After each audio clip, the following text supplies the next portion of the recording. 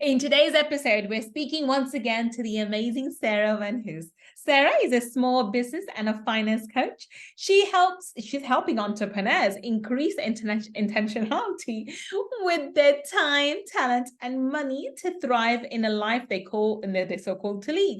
She owns and operates an online coaching business, Journey to Influence. As a trained Ramsey preferred finance master coach, she makes money stuff simple and easy to understand. Going back to the basics. In today's episode, we're speaking to Sarah about how to avoid a financial hangover. Let's find out.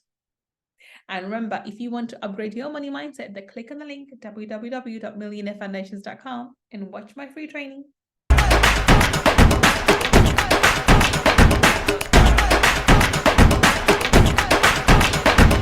Welcome. This is Gull, your money mindset expert. And today I'm so excited. Once again, we have the beautiful, the wonderful, the charming Sarah VanHoose.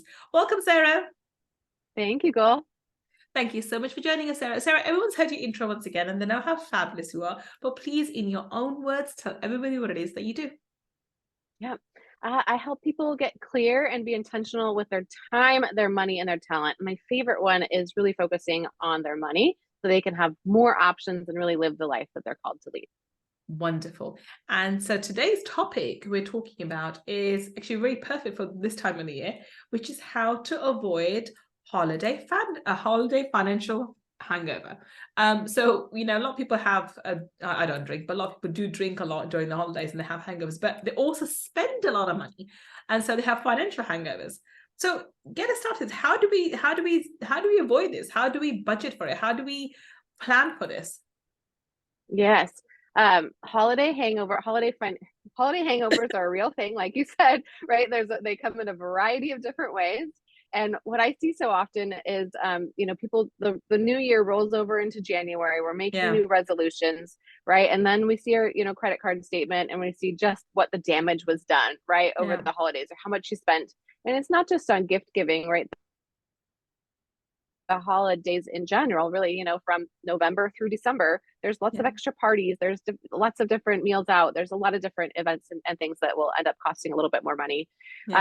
I like to coach people through making a plan for their holidays, really kind of in a non-emotional time and state. So really like early November, even into the fall, like take a little look right at your calendar in the coming couple of months. Like what do you actually want it to look like? There are a lot of pieces of obligation, I think, that fall into the holidays.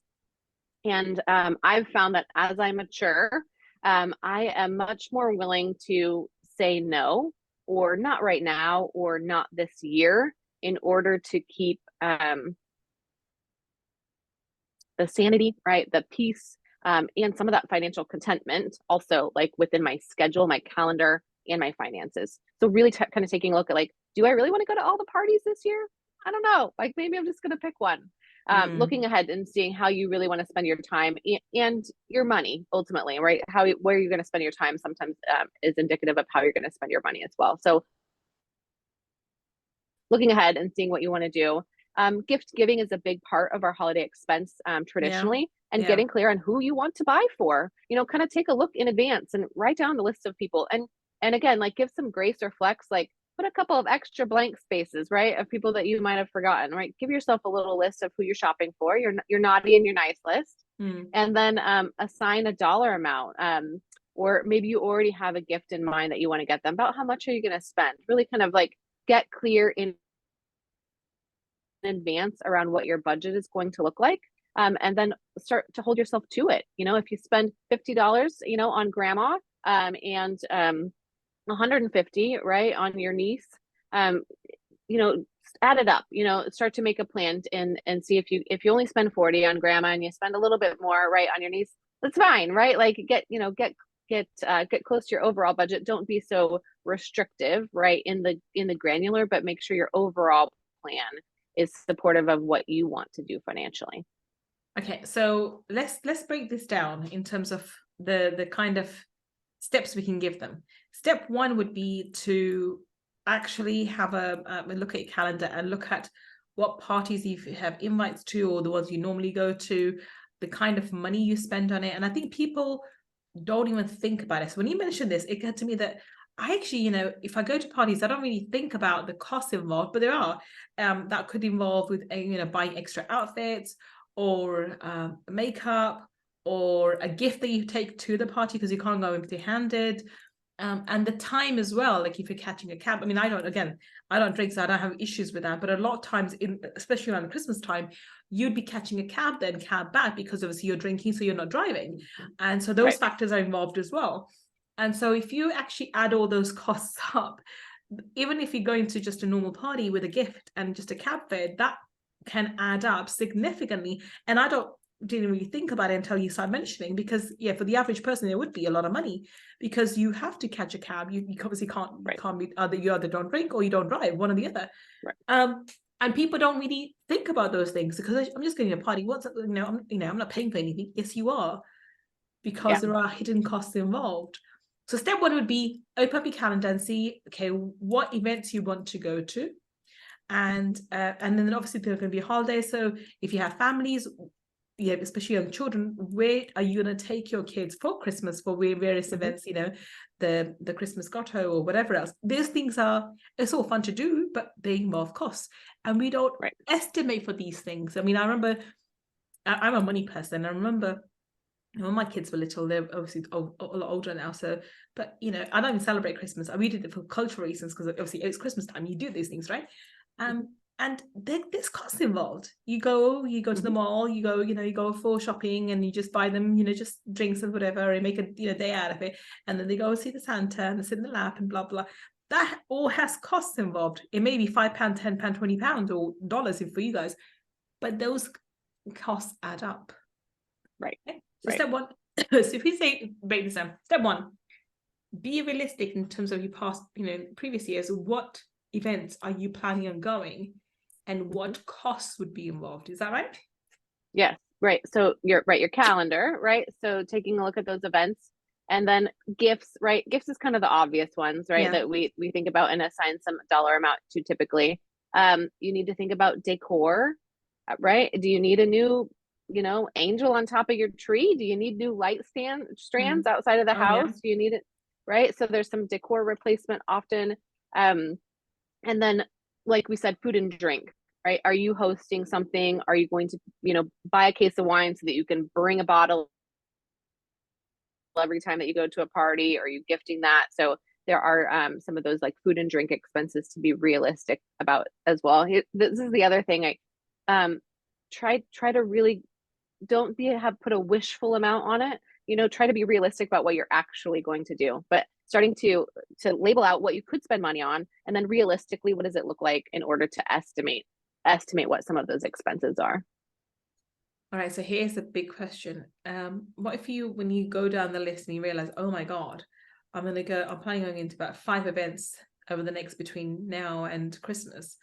And that's actually a very conservative number, by the way. People do a lot more than 5. So I'm going to 5 events that I have to go to for family, for other reasons, and gifts and travel costs and all the other associate costs, whatever. This is amounting to about £1,000, because of, we're hosting one event and we have people coming over and whatever else. That's a lot of money. Oh, shoot. How do I reduce this? How do you, so once you realize how much you have, how do you go about cutting costs, and how do you reduce the amount? I think you do have to determine whether or not you want to reduce them or not. Okay. So first things first, you're drawing awareness to what it's going to look like. And if you're uncomfortable with that number, then you need to make revisions. Sometimes you see it and you're like, okay, well now I know, and I'm gonna, stick to my plan. But if the number makes you uncomfortable, and most of the time it does, right? A lot of times it's like, ooh, I had no idea that I actually maybe spent that amount of money. Then you start to peel back until there's a number that does make you feel comfortable. And at this point, it's not even about whether you have the money or don't have the money, right? Is it in your savings account, or are you putting it on a credit card? It's like, is the amount that you're intending to spend, right? Does that kind of gut check feel okay to you? And why, right? Or why not? Are we going to these parties? Are we spending this money for somebody else's benefit or for somebody else's approval? or somebody else, some level of obligation, or is this something that you really want to do? Now that's a powerful question. That's a really powerful question, because I think a lot of the time, especially around the holidays, we do things out of obligation and custom rather than because we want to do them or because we feel it brings us joy. We do it because we've done it every single year. It's the done thing, and we have to do it. So now that's a question. How do we, once we've determined, oh shoot, I really don't want to be doing this, I really don't want to be going to this family's house, it's my cousin, second cousin, and they always make me feel uncomfortable and I hate it and whatever else. How do we take the next step of saying no? This is the most difficult piece, honestly. Oftentimes people are more willing to, spend the money, spend the time in order to avoid the conversation, right? Or avoid the discomfort of that. It takes, I think it takes practice, and sometimes you need somebody to help kind of guide you with help practice conversation around it. Talk to your best friend, right, about how you might, role play this out a little bit. Ultimately, like if you think the day, the event, the expense is going to cause you angst or regret down the road, it's not worth it. So if it's 10 minutes of discomfort, right, or a whole evening or a whole month having to pay this back or whatever it might look like, we need to start choosing the joy, the true joy for ourselves, for our families. We really need to start valuing that more than valuing the comfort of avoiding discomfort. I think that's so important. So okay, so we've addressed our calendars. We've worked out the events we're going to go to, the gifts we may need to take, and the costs involved. What other things can we do to avoid financial hangover? Again, like that awareness is important, and gaining comfort in what your number is, especially. I would love for you to make sure that you're sticking to your plan, right? Whatever that looks like. So having some checks and balances, whether or not it's each Sunday evening, you're kind of looking back and seeing like what were your expenses were this week, to keep you accountable to what your plan was. That can be a huge component of that. And ultimately, I want us to start planning ahead. Christmas is not, the holidays in general, they come around every November and December, each year, right? So how are you making a plan in advance to spend the holidays the way that you want to spend them? And right, we're talking about spending both financially, but the time commitment, we've touched on that quite a bit, right, is also really important. Really spend them the way that you want to spend them. And I love going into the holiday season because I've planned for it in advance. I'm looking forward to it. I'm not worried about the financial end of it. I've been setting aside just a little bit of money each month in order to have enough funds for what we're going to be doing over the next couple of months. And also the time, I know what I'm going to say no to, and eventually they stop asking because I don't really want to go, and really can be intentional with my time. With, again, like for those with young families, we only have our kids at home for really a short period of time. So let's really be intentional with the way that we are spending those years with them too. Amazing. I think I really agree with you there. But one, we need to figure out the time we're spending, you're right, and who we're spending with. And then actually pre-planning it. I think that like anything, if you plan for November, December, starting from January, then when November, December comes, you can go in with stress-free, and you can look forward to it like you are, rather than actually judging it. I remember when I was little, I was, after literally after Christmas, we would have these, I don't know if they are now, but they see the adverts on TV. I don't watch much TV much at all now, but used to have watched the TV, and all these ads would come up. Next year's Christmas, planning it, putting money aside, and these, I think, catalogs, you could put money into that catalog every month. And then come December time, you can order gifts from it or something like that. And I think I prefer just put money aside in a jar somewhere Once Christmas comes along, or when November comes along, you've got the jar ready to buy the gifts, whatever you need to give, and you can obviously how much money you've spent the year before, so you can plan accordingly. Right. So so we should be, in order for us to truly avoid the financial hangover, we need to really plan from January, right? Yes, absolutely. I think that depending on kind of where you're at in your financial journey, sometimes you might have to spend January and February recovering from this particular November, December. But as soon as you can kind of get past that, like, let's get started. Don't wait until November. Don't even wait until September, October. Like, as soon as you can, put aside, right? We have more awareness now around what you're spending. Yeah. Start to put that, divide it by 10 or how many ever months you have, and put a little aside. It's really gonna, for me, it really transitioned the holidays from being, like you said, stressful and a feeling like a burden, or an obligation, right? To buy something and like, oh, got to put that on a credit card. I'm gonna be thinking about Aunt Rose's, gift that I got her in February. Like, that feels terrible.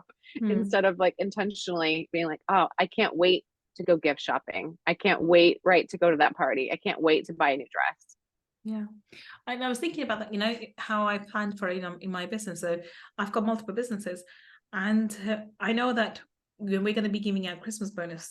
And in order for me to give out the Christmas bonus, instead of putting extra pressure on December, we planned beforehand. So I just planned a few months beforehand. So every month we would just put a little bit extra on the side, and come December, I'd have to worry about where the money's going to come from, because the money's already sitting there waiting in the bank account to be able to pay our Christmas bonus to all our employees, and it makes them happy, and makes me happy, and there's still no extra pressure or burden on the finances of the company because we've pre-planned it.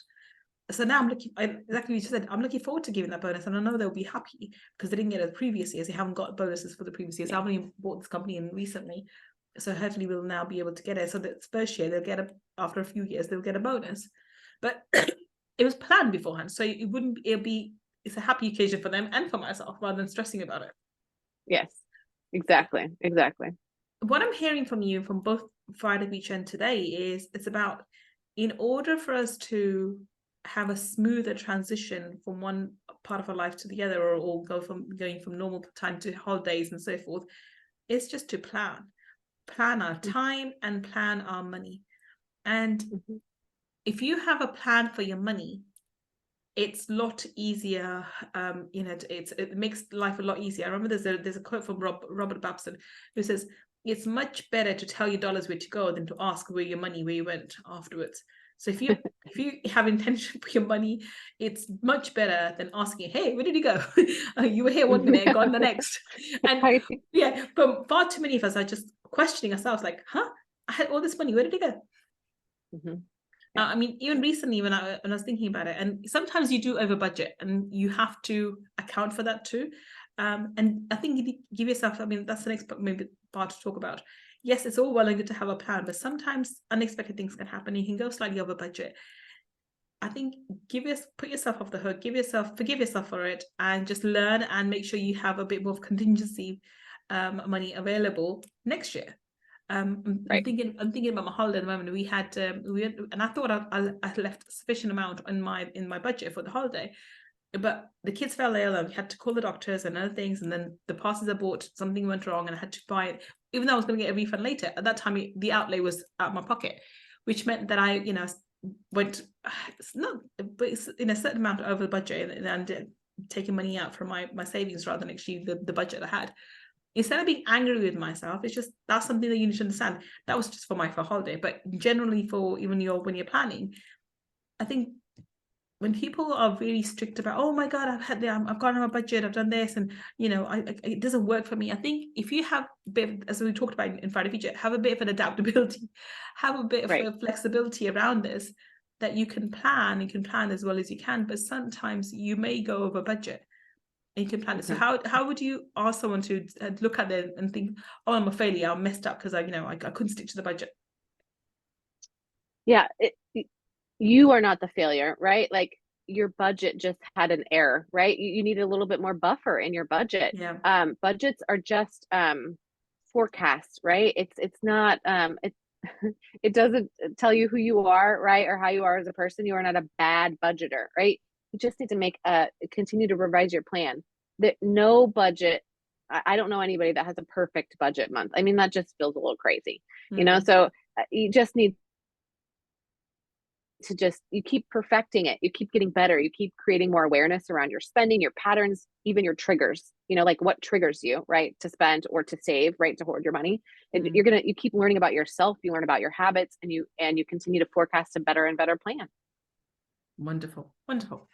Okay. So what other steps can we take to make sure that we don't end up going into, financial hangover starting next year? I mean, a lot of the times people, this when they're together with their partners and so forth, a lot of arguments happen because of money. So how can we avoid that too? Because that ends up being part of the hangover. You've got the financial hangover, so is your partner, and you end up bickering, and you're both stressed, and it just causes lots of tension in the house. How do we avoid all of that? Good old-fashioned communication, right, helps with all of that. So making sure that you're not making your plan in a silo, or just by yourself, right, early in the morning, right? Involve your family, involve your spouse. Make sure you're on the same page about what that looks like. Or, it's got to be some level of compromise, right? Sometimes related to that as well. We were just recently talking to our kids about what we wanted to do, over the holidays, and we have traditionally gone to our family's homes on Christmas, and this year my husband's like, actually, I really want to stay home this year, and I really want to start a new family tradition. So whatever that ends up looking like, it'll be a shift in our time and also our finances, and a new season, right, for us as a family. So just talking those things through to make sure that there's synergy, right? And what we want to do as a family. Again, like, we want to keep the peace and the joy and do the things that that really feel good over the holiday. Wonderful, wonderful. Okay, so on that note, let's wrap this up. So what would be your parting advice or summary of what you just said for someone to avoid financial hangover during the holidays? Yeah, take a look at your calendar, make a plan for your time, make a plan for your money in advance.